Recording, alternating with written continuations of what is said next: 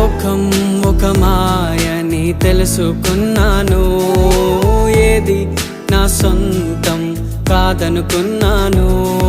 ఈ లోకం ఒక మాయని తెలుసుకున్నాను, ఏది నా సొంతం కాదనుకున్నాను.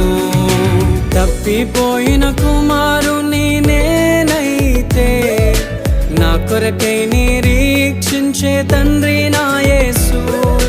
తప్పిపోయిన కుమారుని నేనైతే, నా కొరకై నిరీక్షించే తండ్రి నా యేసు. ఈ